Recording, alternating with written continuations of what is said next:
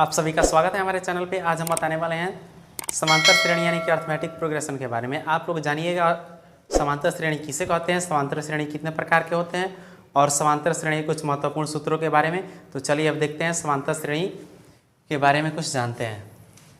समांतर श्रेणी को इंग्लिश में अर्थमेटिक प्रोग्रेशन बोला जाता है और उसको एपी कहा जाता है शॉर्ट फॉर्म में।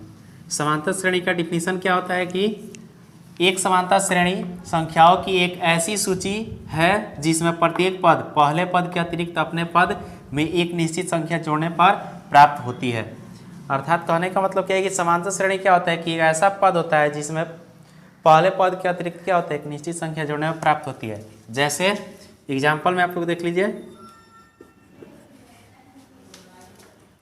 2 4 6 8 डॉट डॉट, ये जो ऐसा पद है ये पहला पद हो गया, इसको बोला जाता है पहला पद A1। यानी कि 2 हो गया पहला पद और 4 हो गया दूसरा पद। यानी कि पहला पद और दूसरा पद में अंतर कितना का है, 2 का है। तो एक निश्चित संख्या जोड़ा जा रहा है, इसमें भी 2 जोड़ा गया तो 4 हुआ, इसमें 2 जोड़ा गया 6 हुआ, इसमें 2 जोड़ा गया 8 हुआ। यानी कि क्या है, जब निश्चित संख्या जोड़ा जाता है तो उसको क्या बोला जाता है, एपी बोला जाता है। ये आप लोग समझ गए। उसके आगे क्या है कि यह निश्चित संख्या एपी का सार्वंतर कहलाता है। यानी कि जो ये निश्चित संख्या होता है इस दोनों के बीच का जो अंतर होता है वही क्या होता है, सार्वंतर कहलाता है। तो इस दोनों के बीच में निश्चित संख्या क्या है, 2 है, तो यही 2 जो है क्या होगा, सार्वंतर होगा। इस दोनों के बीच में निश्चित संख्या क्या आ रहा है, 2 आ रहा है, तो सार्वंतर क्या हो जाएगा, 2 हो जाएगा। सार्वंतर को डी बोला जाता है। इसके बाद अगला नोट याद रखने की, सार्वंतर धनात्मक, ऋणात्मक या शून्य हो सकता है। जो सार्वंतर होता है वो या तो धनात्मक हो सकता है या ऋणात्मक हो सकता है या शून्य भी हो सकता है। जैसे कहा जाए कि 4, 4 डॉट डॉट, यह जो है एपी में है या नहीं, यह पद जो है एपी में है या नहीं। तो यह पद क्या है, यह पद भी एपी में है, क्योंकि नोट में क्या लिखा गया कि धनात्मक, ऋणात्मक या शून्य भी हो सकता है। यानी कि इसका पद क्या है, शून्य भी हो सकता है। तो 4 में से 4 घटेगा तो 0, 4 में से 4 घटेगा तो 0, 4 में से 4 घटेगा 0। यानी कि सब 0 0 आ रहा है, एक निश्चित संख्या आ रहा है। निश्चित संख्या क्या है, 0 है। तो 0 भी तो एक संख्या ही होता है ना, इसलिए क्या होगा, ये एपी में है। उसका लिखा है सार्वंतर को डी से सूचित किया जाता है। सार्वंतर जो होता है यानी कॉमन डिफरेंस, इसको किससे सूचित किया जाता है, डी द्वारा दर्शाया जाता है।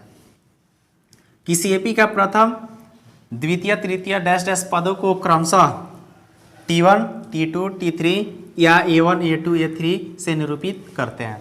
यानी कि कोई भी पद हो, जैसे मान लीजिए कि यही पद हो गया, ये पद कितना, इतना पद है, तो इसको पहला पद को या तो A1 या T1 बोला जा सकता है। इसको बोला जाएगा A2, इसको बोला जाएगा A3, इसको बोला जाएगा A4, ऐसे बोला जाता है। यानी कि पहला पद A1, दूसरा पद A2, तीसरा पद A3, चौथा पद A4, ऐसे ही आगे बढ़ते जाता है।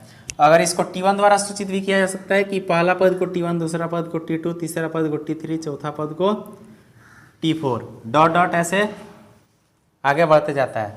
4 नंबर में लिखा है कि किसी एपी का nवां पद को सामान्यतः Tn तथा An से निरूपित किया जाता है। यानी कि किसी भी एपी का nवां पद हो, जैसे मान लीजिए कि इसी का इतना दे करके nवां पद पूछ दे, तो nवां पद को क्या लिखा जाता है, या तो Tn लिखा जाएगा, या तो Tn से या तो An से निरूपित करते हैं।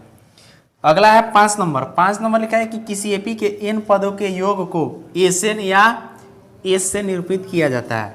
यानी कि n पदों के योग, यहाँ कोई संख्या देगा और टोटल को जोड़ने के लिए उसका जो सूचित किया जाता है, योग को टोटल को ऐड कर देने के लिए जो सूचित किया जाता है उसको Sn या S से द्वारा निरूपित किया जाता है। अब देखते हैं एपी के प्रकार, टाइप्स ऑफ एपी। एपी 2 प्रकार के होते हैं। एक होता है परिमित एपी, जिसको फाइनाइट एपी बोला जाता है। दूसरा होता है अपरिमित एपी, जिसको इनफाइनाइट एपी बोला जाता है। तो परिमित एपी होता क्या है, इसके बारे में जानते हैं कि जब किसी एपी के पदों की संख्या परिमित होती है उसे परिमित एपी कहते हैं।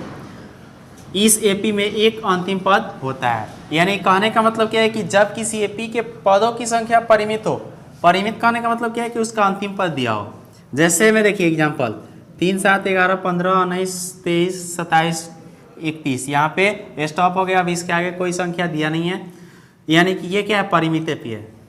दूसरा एग्जाम्पल देखिए 2, 4, 6, 8 डॉट डॉट 22 तक, यानी कि अंतिम पद क्या है इसका 22 दिया हुआ है, इसका मतलब कि ये परिमित एपी है। 2 नंबर है अपरिमित एपी, यानी कि इनफाइनाइट एपी। याद रखना है परिभाषा कि जिस एपी के पदों की संख्या अपरिमित होती है उसे अपरिमित एपी कहते हैं। इस एपी में अंतिम पद नहीं होते हैं, यानी कि जिसकी पदों की संख्या क्या अपरिमित हो, उसका कोई लिमिट नहीं है कि इसमें कितना पद होगा, उसको बोला जाता है अपरिमित एपी। 1 2 3 4 5 6 डॉट डॉट, इसमें पता नहीं चल रहा है कितना पद है। 5 3 1 -1 -3 -5 -7 डॉट डॉट, इसमें भी पता नहीं चल रहा है कितना पद है, तो इसको क्या बोला जाएगा अपरिमित एपी बोला जाएगा। अगला है एपी के सूत्र, यानी कि महत्वपूर्ण कुछ फार्मूला है। एपी का व्यापक रूप, ए पहला पद होता है a+d, दूसरा पद a+2d, तीसरा पद a+3d, ये होता है चौथा पद डॉट डॉट, a+n-1 × d ये होता है nवां पद। यानी कि याद रखना है कि पहला पद को a1 या t1, पहला पद को क्या बोला था या तो a1 या तो t1, जो अच्छा लगे उससे निरूपित कर दिया जाता है। तो a1 बराबर a होता है, दूसरा पद a2 बराबर a+d होता है, तीसरा पद a3 बराबर a+2d होता है, चौथा पद a4 बराबर a+3d होता है। डॉट डॉट ऐसे आगे की तरफ बढ़ते जाएगा, n तक पहुंचेंगे तो nवां पद क्या होता है an बराबर a+n-1 × d। अर्थात सिंपल सा इसका तरीका है याद रख करने का, जो पूछता है उससे कम d लिख दीजिए। यानी कि पहला पद पूछा है तो इसमें d रहेगा ही नहीं, दूसरा पद पूछता है तो 1 गो d रहेगा, तीसरा पद पूछता है तो 2 गो d रहेगा, चौथा पद पूछता है तो 3 गो d रहेगा, बाकी सब में a रहेगा। उसी तरह से nवां पद पूछा है तो n में n-1 कर दिया गया, यानी कि n में से 1 को घटा दिया गया है और उतना d लिखा गया है। इस तरह से इसका सूत्र होता है। तो nवां पद को an या tn बोला जाता है, ये इसका सूत्र है। ये बहुत ही महत्वपूर्ण सूत्र है, इसको याद रखना है, हमेशा जबान पे रखना है इसको। सार्वंतर d बराबर क्या होता है a2 - a1, यानी कि दूसरा पद में से पहला पद घटा दीजिए, या a3 - a2, या तीसरा पद में से दूसरा पद घटा दीजिए, या a4 - a3, चौथा पद में से तीसरा पद घटा दीजिए। वो सब क्या बोला जाता है, उसको उस पद को बोल दिया जाता है सार्व अंतर, यानी कि d बोला जाता है। अब एपी जांच करने का सूत्र क्या होता है कि अगर कोई संख्या दे दिया हो तो हम क्या करेंगे, उसको जांच कैसे करेंगे कि एपी में है या नहीं। तो उसको जांच करने के लिए सूत्र क्या होता है कि a2 - a1, यानी कि दूसरा पद में से पहला पद घटा, तीसरा में से दूसरा घटा, चौथा में से तीसरा घटा, पांचवा में से चौथा घटा। तो ये सब अगर बराबर आता है तो वो क्या है पद एपी में है, अगर बराबर नहीं आता है तो उसको एपी में नहीं बोला जाता है।